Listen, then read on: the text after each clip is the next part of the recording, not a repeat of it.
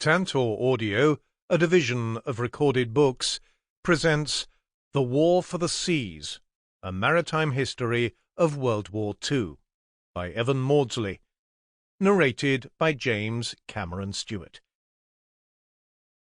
Publisher's note: in this audio edition, you will hear references to tables present in the print and e-book formats of the book. All freedom depends on freedom of the seas. President Franklin D. Roosevelt, the 27th of May, 1941. Introduction. On the 5th of November 1942, Dwight D. Eisenhower arrived at a secret new command center buried under the British fortress at Gibraltar.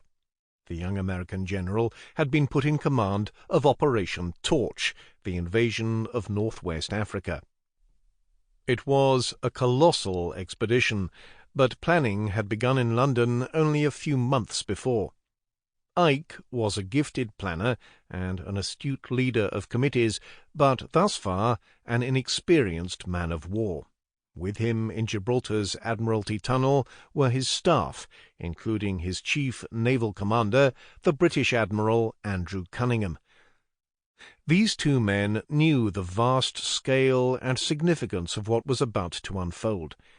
3 years later, in May 1945, having fought and won history-making battles, Eisenhower wrote a note of thanks to Cunningham.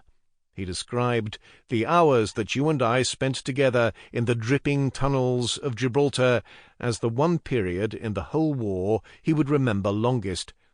It was there, the general avowed, that I first understood the indescribable and inescapable strain that comes on one when his part is done, and when the issue rests with fate and the fighting men he has committed to action. Under Operation Torch, over 70,000 troops were to be transported across the Atlantic and landed in North Africa, in territory controlled by the pro-Axis government of Vichy France.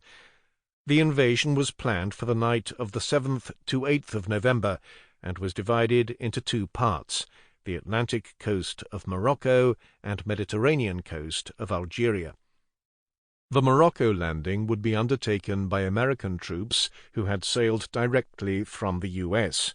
This was the Western Task Force. The elements of the fast assault convoy, with over 30 transports, had departed from Hampton Roads, Virginia. At sea, it met with a powerful U.S. Navy covering force before following an evasive course east towards Africa. The landings in Algeria would involve more troops from the U.S. Army than from the British one. The Americans, however, were to be transported from forward bases in the UK in British convoys and escorted by the Royal Navy.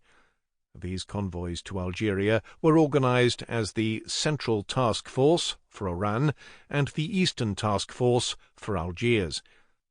Like the American convoy to Morocco, they would have to make long passages through dangerous Atlantic waters, proceeding south from Scotland to Gibraltar. The slower convoys sailed first, in late October, with nearly 100 transports and over 30 escorts.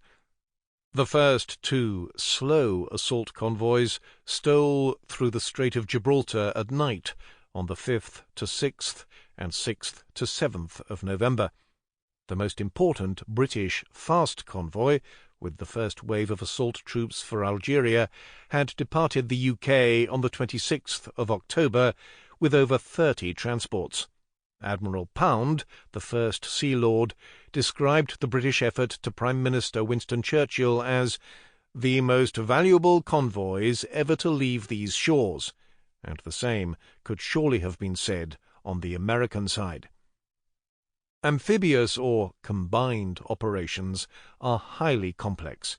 The initial task of Torch was to seize working ports, through which an even larger expeditionary force with men and vehicles could later be channeled to fight a full-scale military campaign in northwest Africa.